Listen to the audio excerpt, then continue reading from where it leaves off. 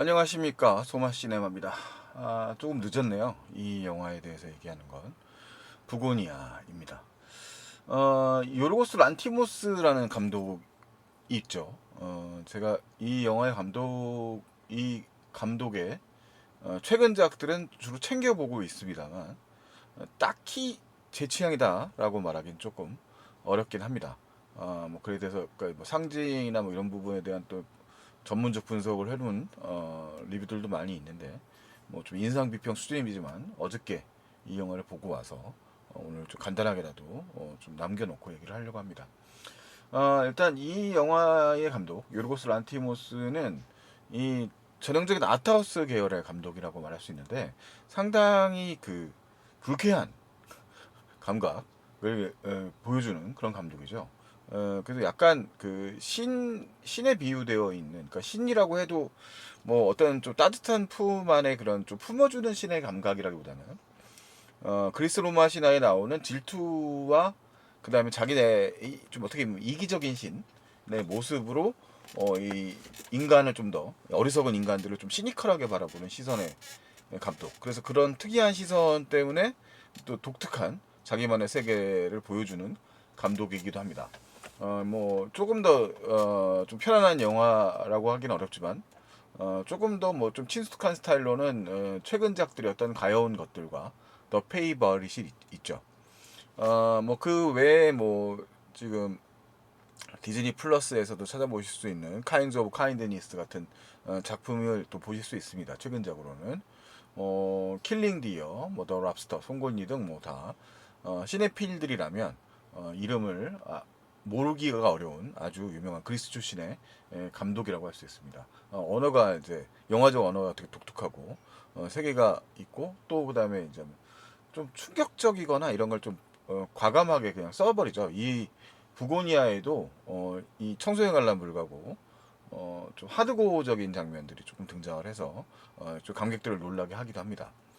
자, 일단은 이 영화의 원작이 제가 굉장히 사랑하던 영화였는데 지구를 지켜라라는 작품이었습니다. 2003년도 작품이었고 장준환 감독 1987로 유명해진 장준환 감독의 충격적인 데뷔작이었죠. 예, 그래서 사실은 이 영화도 이제 지금 돌이켜 보자면 이 B급 코미디, B급 SF 코미디 같은 장르적 구성입니다. 그게 이제 굉장히 엉뚱한 방향의 충격을 줘서 당시의 관객들한테 어떻게 보면 외면을 받은 그런 영화입니다만 이 주인공의 그 망상이라고 하는 것이 실제로 이제 그러니까 그 현실과 망상의 이제 범주를 경계를 뒤집어서 드라마적으로 구성을 하고 그다음에 그가 이 지구를 지켜라라고 하지만 사실은 지구가 부서지면서 영화가 끝나는 그런 말 그대로 이제 물리적으로 부서져 버려서 끝나는 그 절망의 깊이에 대한 뭐 그런 얘기였죠. 현실 속의 절망에 대한 뭐 이런 얘기였습니다. 인간이 과연 인간이라면 인간에게 그렇게 할 수 있을 것인가 우리는 그 불행의 끝은 지구를 부셔야만 해결될 수 있는 것이 아닐까 뭐 그런 식의 절망감을 담고 있는 거였죠. 그래서 뭐 당당히 코미카해 보이는 그런 홍보 이미지와 달리 상당히 어두운 영화였다고 말할 수 있습니다. 부고니아는 뭐 대놓고 어두운 영화고요. 이 영화를 리메이크했죠. 지구를 지켜라를 리메이크해서 CJ도 이제 그 이 영화의 제작에 참여를 했고 감독은 요르고스 란티모스, 제작은 아리에스터. 다 뭐 아주 인간의 두뇌를 머리 아프게 하는 그런 영화들을 만드는 감독들로 유명한 불쾌한 감각에 대표하는 감독들이 협력을 해서 만든 영화니까 또 그 독특한 세계를 만들어냈다고 말할 수 있을 것 같습니다. 이 영화의 이제 등장 인물을 보면 이 포스터도 사실 좀 상징적인데 엠마 스톤, 미셸 풀러고요. 포스터 보면 이게 약간 그 어떤 그 자연을 상징하는 것 같아요. 그러니까 자연신 뭐 이런 개념인 것 같이 보이고 이건 부고니아의 제시 플레먼스는 테디 게츠라는 인물인데 원작에서는 병구죠. 신하균이 역할을 했던 연기고 여기서는 이제 백윤식 배우가 연기를 했었던 강 사장이라는 캐릭터를 지금 남녀 성 역할을 바꿔서 엠마 스톤이 이제 연기를 했고 제시 플레먼스는 이제 병구랑 위치가 비슷한 캐릭터로 등장을 합니다. 테디 게츠라는 캐릭터고요. 그 다음에 이제 이 테디 게츠 여기서 원작에선 순이라고 해서 황정민 배우, 여자 배우 황정민입니다. 여자 배우 황정민이 연기를 했던 순이 캐릭터를 에이단 델비스라는 사촌 동생이라는 캐릭터로 나왔는데 약간 사회 부정을 하고 있는 지적인 능력이 조금 떨어지는 친구로 이 캐릭터를 연기했습니다. 돈이라는 인물이고요. 원작에서 형사 역할을 했었던 캐릭터, 지그로지케라에서 했던 캐릭터는 스타브로스 할키아스라는 배우가 연기하는 케이시라고 하는 인물인데 이 영화에서 약간 더 설정을 좀 더 음침한 설정을 좀 더 가져다가 놓았어요. 그 다음에 저는 사실 몰랐는데 그 저희 때의 그 90년대 엘리샤 실버스톤이란 클로리스라고 하는 일종의 비벌리 힐즈를 배경으로 하고 있는 티네이저 코미디의 일종의 스타였기 때문에 이 영화에서 샌디 지금은 이제 영화에서 거의 짧게 등장하고 모든 이 절망의 시작이죠. 이 영화의 주인공인 테디 게츠가 있는 테디 게츠를 절망하게 만든 그러니까 뭐 본인이 의도한 건 아니지만 뭔가 질병에 걸리고 그것이 결국은 이제 외계인의 실험이었다라고 믿는 테디가 이제 모든 문제를 시작하는 것이 이제 영화의 전체적인 줄거리니까요. 그 있는 인물입니다. 샌디 역할을 이제 엘리자 실버스톤입니다. 약간 그 어떻게 보면 이 캐스팅은 이 엘리자 실버스톤이 지금은 이제 49살입니다만 원작의 클로리스에서는 10대에 되게 부유했던 95년도의 영화에서 상당히 부유한 인물로 연기를 했었는데 이 캐릭터가 지금은 그 미국의 어디 중부에 있는 중아리층 동네에 그 엄마 그것도 이제 거의 누워있는 병약한 누워있는 어머니라고 캐스팅한 거는 뭔가 조금 의미가 좀 있지 않을까라는 생각이 듭니다. 그러니까 과거에 이 사람의 대표작을 생각했었을 때. 자, 일단 부고니아라는 제목 자체를 지금 찾아보니까 나무위키에 나오는 내용인데 꿀벌을 만들어내는 의식의 일부라고 하네요. 그래서 그 이 정육매체로 작은 집을 만들고 그 안에 소의 시체를 집어넣고 기다리면 꿀벌이 만들어진다는 의식이었다고 합니다. 그러니까 지중해 사람들이 이제 꿀벌이 소의 시체에 자연 발생한다고 믿었는데 꿀벌이 이제 군집 생활을 하고 이 영화의 앞부분에서도 이 영화에서도 이런 자료화면 같은 것들이 등장을 하면서 꿀벌의 이제 그런 서식 그리고 이제 꿀벌의 군집 사회가 지금 붕괴되고 있는 현상에 대해서 테디가 도니에게 설명을 하면서 영화가 이제 앞부분에 시작이 되거든요.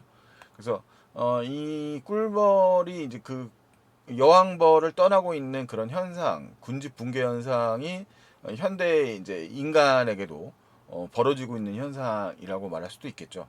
공동체가 무너지고 있는 현상이라고 말할 수 있으니까요.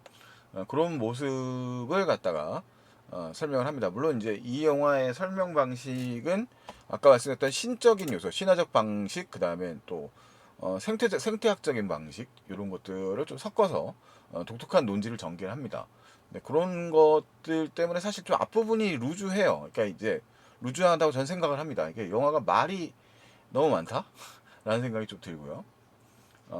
일단은 이 영화에 대한 좀 비평에서도 말로 더 설명하려고 말하는 사람도 보는 사람도 좀 지친다라고 했는데 좀 대사량이 좀 많은 편이라서 이 영화에서 좀 부담스러우면 사실 중반부에 이 두 명의 인물 미셸과 테디가 이제 맞붙으며 본격적으로 물리적인 충돌이 전개되는 방식들 그러니까 이후 전까지는 좀 지나치게 말이 좀 많다라는 생각이 좀 들더라고요.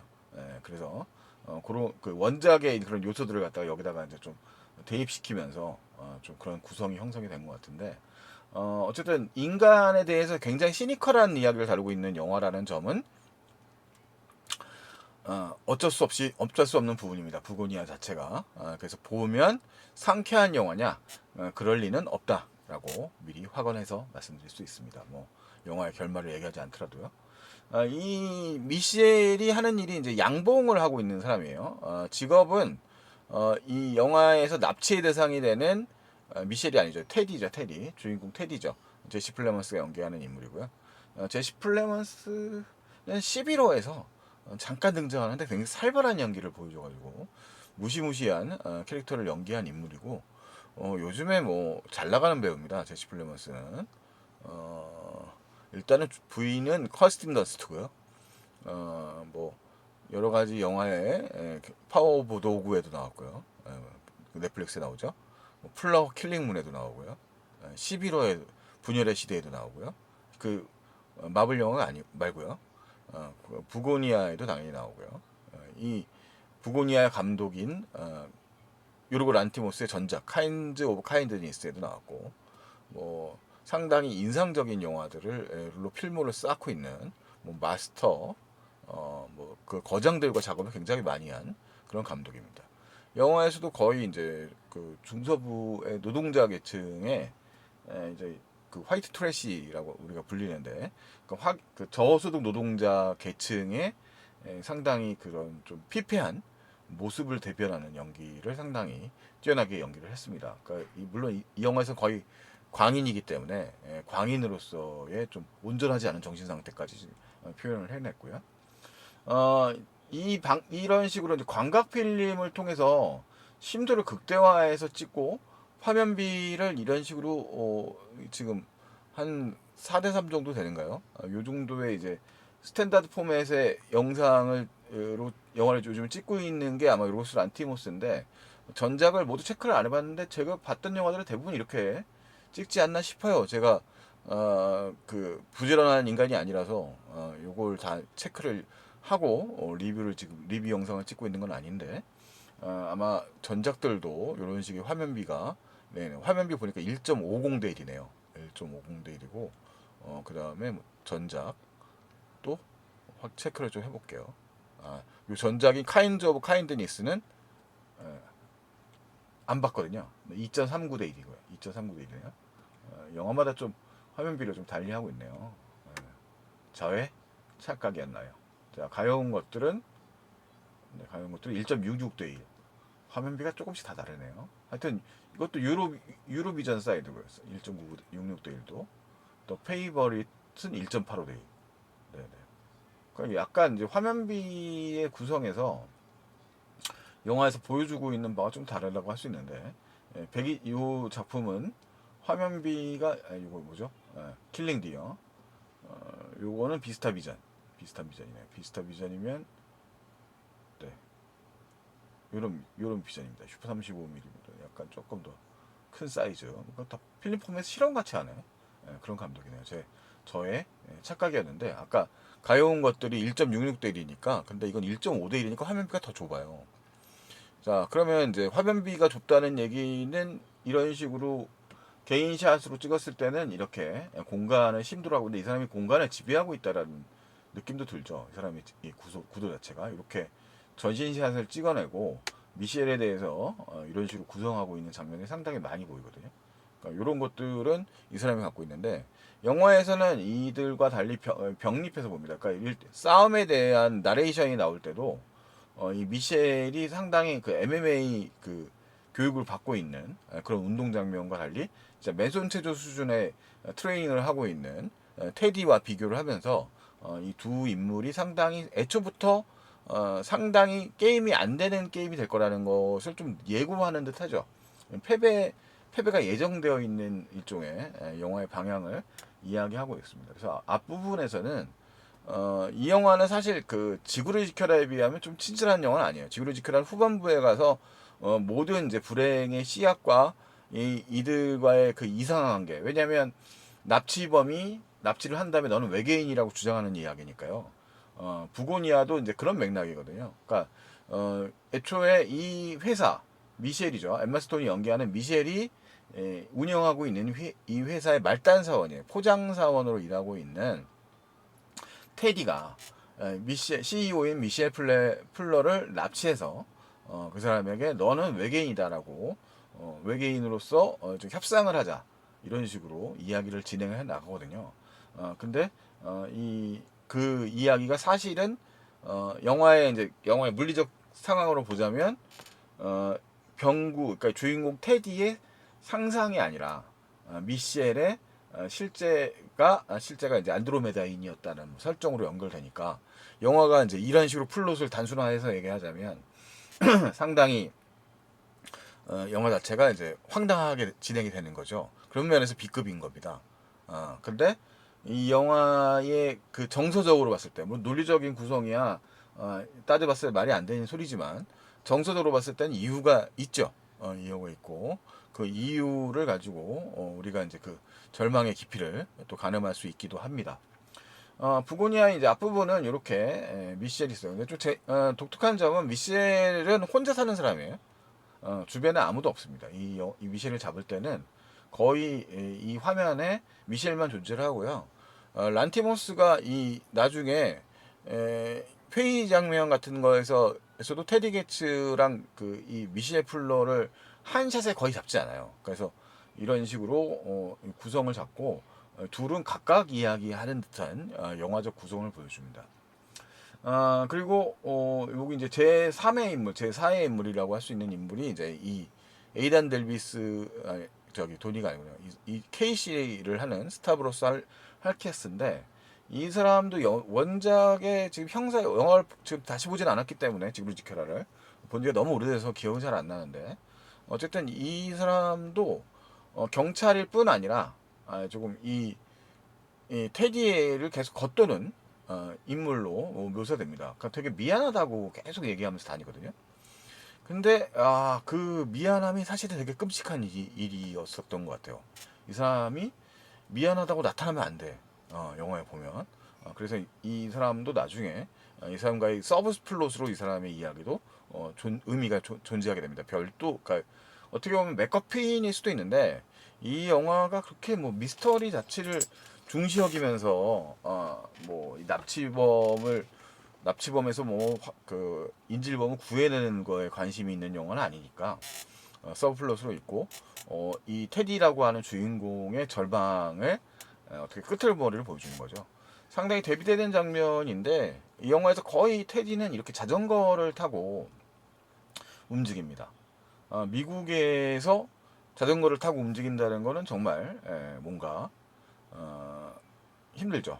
이 사람이 입고 있는 옷 같은 것들을 보셔도 아시겠지만 두 인물이 자동차가 집에 있긴 한데 멀쩡히 다니고 있는 차가 없어요. 그래서 제대로 못 다니고 있는 상태고 굉장히 땀을 빨빨 흘리면서 다니고 있는 정말 블루 칼라 중에 블루 컬러인 존재들인 거죠.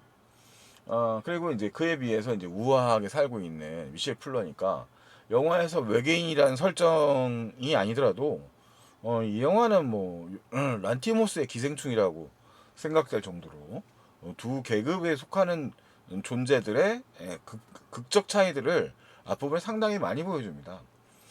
미셸 풀러는 자기 말에 의하면 이 주의 경제의 상당 부분을 차지하는 주지사보다 더 중요한 사람이라고 얘기하는 사람이고요. 반면에 이제 테디는 그 회사에 그 약품 회사의 거의 말단에 근무하고 있는 그런 사람입니다. 그러니까 근데 이 말단에 존재하는 테디의 불행은 현재는 같이 거주하지 않지만 영화의 중간에서도 테디의 회상에서 등장하는 어머니의 불행과 상당히 기괴한 모습으로 등장을 합니다. 어머니로 등장하는 그 샌디는 영화의 결말부에 다시 존재가 등장하긴 합니다만 중간중간에 회상적에서도 수많은 바늘들이 꽂혀 있다거나 아니면 하늘에 붕 떠 있다거나 하는 부작용에 엄청나게 시달리고 있는 존재로 보여져요. 그리고 이 지금 액자에도 걸려져 있는 미셸의 회사의 일종의 약품 실험 대상이 되면서 그 고통이 엄청 배가 되었던 걸로 설명되어 있습니다. 영화에서 사실은 이 둘의 관계가 완전히 모르는 관계는 아니었던 걸로 영화에 이제 보여지고 그것은 영화의 후반부에 미셸과 테디가 한 테이블에 앉아서 언수를 하면서 대화를 나누면서 역시 또 밝혀지는 부분이기도 합니다. 이 둘이 지금 아까 테디의 자전거와 달리 이 미셸은 지바겐 벤츠의 그 유명한 지프형 자동차가 있죠. 그걸 타고 움직이고 있는 인물이고요. 항상 이 공간의 중앙을 차지하면서 모든 곳의 중심인 인물로 이제 미셸이 표현되고 있죠. 그 미셸이 이제 이 두 얼뜨기들한테 테디와 도니에게 납치가 됩니다. 그래서 영화는 그 폭력이나 납치 방식들을 일부러인지 좀 멀리 이렇게 관찰자적인 시점으로 묘사하거나 액션을 일부러 부각시키지 않고 있어요. 폭력이 뭐 뜬금없이 등장하고 뭐 시체가 고화조로 찢어지는 장면들도 등장을 하는데 이렇게 폭력 장면이 뭐 2번 정도 더 등장하는데 그건 또 이 영화에 등장하는 인물들과 연관된 것입니다.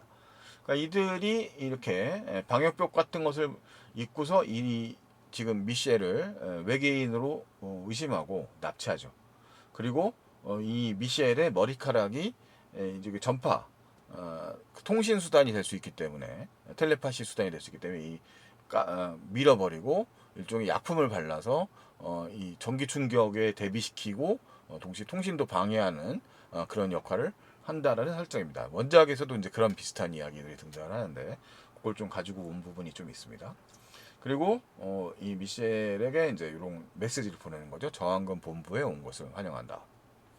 자, 그리고 이제 이 영화 사실 이제 북미 팬들 입장에서는 그 지구를 지켜라라는 영화가 뭐 한국 팬들도 사실 본 관객들이 많지 않고 북미 관객들도 실제로 컬트 영화 취급받으면서 찾아보는 관객들이 있지만 이렇게 많지는 않은 영화이기 때문에 이 영화를 다시 보고 다시 좀 생각을 좀 찾아볼 수도 있겠다는 생각이 듭니다.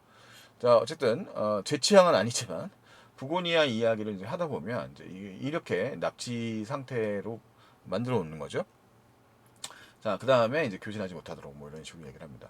장면 구성을 보시면 이렇게 이제 전파를 막기 위한 수단이에요. 되게 얄팍하고 되게 비무비스러운 좀 어리석은 행동들처럼 보여지고 실제로 이 두 테디라고 하는 인물과 돈이라고 하는 이 친구 둘 다 뭔가 이렇게 좀 나사가 빠진 듯한 모습으로 일부러 보여주고 있습니다. 그렇다고 뭐 코엔 형제식의 좀 우스꽝스러운 모습은 아니고 란티모스식의 되게 시니컬한스러운 모습이죠. 도니라고 하는 인물은 특히 테디로부터 말을 하지 못하게 이 미셸과의 대화를 금지당한 채 감시만 하고 있는 친구로 등장을 해요. 근데 그 경고가 영화에선 현실적으로 정말 중요한 경고였다는 것이 이제 이 도니가 미셸과 대화하는 장면에서 나타나게 됩니다. 자, 그래서 이 과정을 통해 가지고 이제 일단은 맨 처음에 미셸의 이제 대응 양식은 니들이 나를 중요한 인물인 건지를 아는데 이렇게 일반적인 협박범으로 취급을 하는 거죠. 협박범으로 알고 나를 건드리면 니네 큰일 난다. 이제 지금 뭐그 특공대가 올 수도 있고 뭐 여러 가지 문제가 생길 수도 있다라고 생각을 하는데 이 외계인으로 확실히 의심하고 있는 테디의 경우에는 뭐 그 대화의 방식이 통하지 않게 되는 거죠. 상황은 물론 인지하고 있습니다. 이렇게 주지사도 중요한 사람을 납치했다고. 그러면서 이제 도니에게는 말을 하지 말고 미셸을 감시하라고 얘기를 합니다. 하지만 미셸은 계속 이야기하는 사람이죠. 영화에서 가장 말을 많이 하는 사람은 미셸입니다. 영화의 관객들은 혼란스럽죠. 이 영화에 대한 사전 지식이 좀 부족하다고 한다면 미셸이 과연 사람인지 아닌지가 처음에 헷갈립니다. 헷갈릴 수 있습니다. 저도 지구를 지켜라 처음 봤을 때는 저게 어디까지가 진실인지를 알 수가 없었죠. 자, 어쨌든 간에 부고니아도 이제 그런 방식의 이제 긴장감을 가지고 갑니다. 근데 영화의 정말로 긴장감의 모습은 이들과의 결국은 이제 협상이라고 말할 수 있겠어요. 그래서 이 그 테디와 이 미셸이 테이블에 앉아서 이야기를 나누는데 이런 계속 협상을 시도하죠. 미셸의 경우에는 이런 옷을 입고 이제 계속 뭐 식사를 같이 나누면서 협상을 했는데 이렇게 이제 협상 테이블에 올라오게 된 것도 이 테디가 미셸이 이미 영화에 그 지구를 지켜는 없었던 것 같은데 테디가 이미 실험을 통해서 외계인에 대한 정보를 어느 정도 얻고 있었고 테디의 확신에 의하면 미셸은 외계인 중에서 왕족에 속하는 중요 인물인 걸로 이해가 됐기 때문에 이쪽에 외교대사로서의 대접을 나름대로 테디는 하고 있는 겁니다. 그러니까 형식은 되게 완전히 외진 동네에 물론 비교적 큰 규모의 농가 저택이지만 거기서 이제 나오는 음식이라든가 이런 것들은 굉장히 저소득층이나 먹는 그런 음식들이 나오고 있습니다만 어쨌든 테디 입장에서는 이렇게 정장도 있고 미셸에게는 제대로 대접하려고 하는 모습을 또 보여주기도 하죠. 근데 그 이미 그 과정을 통해서 이제 미셸은 테디와 이게 이제 모종의 관계들이 있었다는 사실을 이미 이해하고 있고, 미셸에게는 이제 그런 테디에게 다시 이제 협상을 시도하지만 오히려 그것은 테디의 분노만 낳게 됩니다. 그 와중에 이제 제 4의 인물이라고 할 수 있는 케이씨가 집을 방문하는 장면도 등장을 하고요. 케이씨는 또 나름의 이야기적 요소들을 가지고 영화에선 또 역할을 하게 됩니다. 그 역할은 영화를 보시면서 확인하시고요.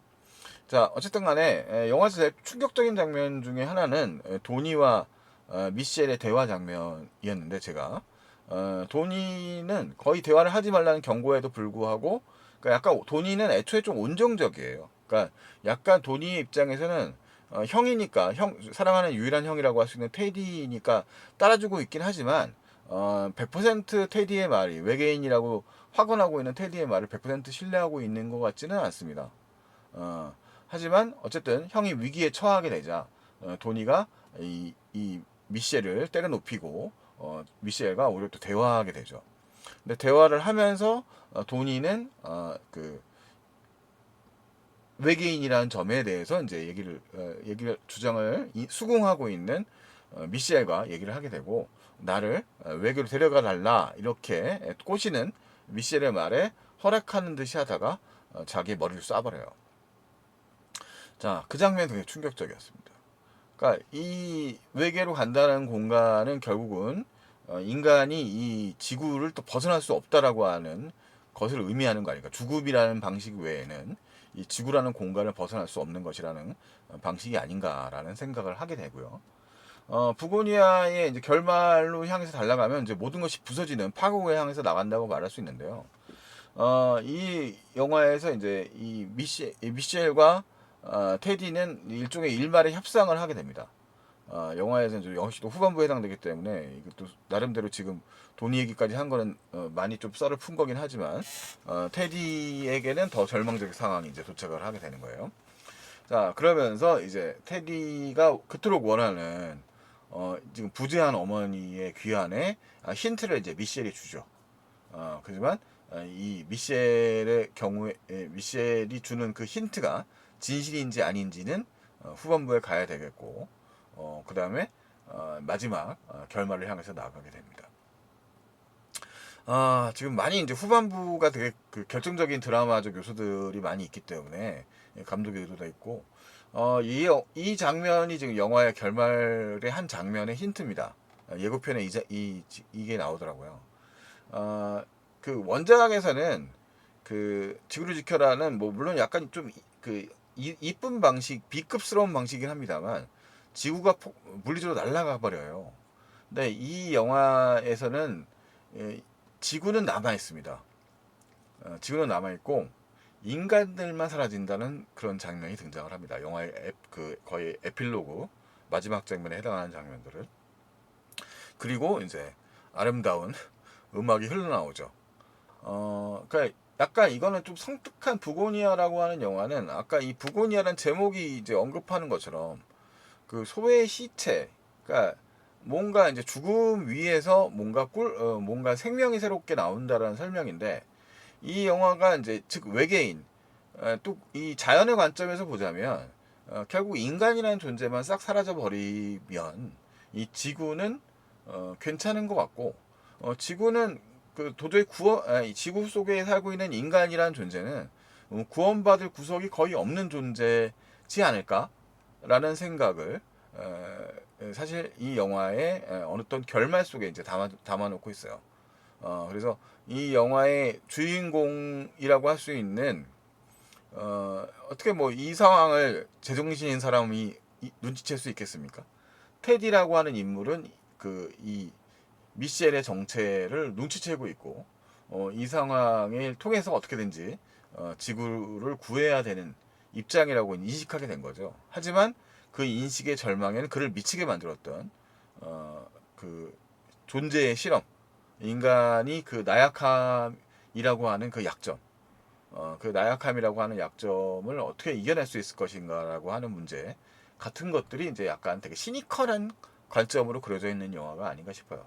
그래서 어떻게 보면 이 영화의 맨 마지막 장면의 음악과 함께 정말 하염없이 쓰러져 있는 그 인간들, 죽었다고 묘사되고 있는 인간들, 뭐 이렇게 비참하게 묘사되고 있는 것은 아닙니다. 그것에 주는 이상한 평화로움으로 영화가 마무리가 되는데, 그것이 이제 사실은 이 란티모스가 보내고 싶어하는 뭐 일종의 경고 아닌가라는 생각이 들거든요. 참 이게 어떻게 보면 영화의 하이라이트 부분만 살짝 빼놓고서 뭐 거의 결말 부분까지 좀 얘기를 했는데, 사실 하이라이트 부분까지 다 이해를 해버리면 조금 영화 보는 재미가 더 떨어지는 부분이 있으니까, 부고니아는 어쨌든 그런 부분이 이 영화가 주는 메시지 아닌가라는 생각이 들었어요. 근데 이제 단점으로는 이 영화가 그렇게 세계관을 앞부분에서 그렇게 공들여서 이야기를 그렇게 많이 할 필요가 있었을까라는 생각도 좀 들더라고요. 그러니까 그런 과학 비슷한 뭐 유사과학적인 논리들을 막 설득을 하면서 얘기하기보다는 차라리 좀 드라마적인 구성을 통해서 뭔가 이야기를 전개시켜 나가고 그 안에 이제 어떤 절망감들을 담아내는 것이 더 효과적이지 않았을까라는 생각을 물론 해봅니다. 물론 요르고스 란티모스만의 색깔을 만들어낸 영화니까 뭐 마스터피스라고 보는 분도 있으실 거고, 뭐 개인적으로 아까 제 서두에 말씀드린 것처럼 제 취향은 아닙니다만, 어쨌든 부고니아라는 영화가 주는 시사점은 그렇게 좀 이해가 된다라는 생각이 좀 들어요. 뭐 지금 또 영화를 보러 가니까 제가 약속된 시간이 있어서 오늘은 조금 리뷰가 짧습니다만 이 정도로 일단 부고니아 뭐 어차피 좋게 얘기해 주신 분들이 많기 때문에 저는 이 정도만 기록을 남기고 오늘은 그만 들어가 보도록 하겠습니다. 다시 다른 영화로 돌아올게요. 안녕히 계십시오.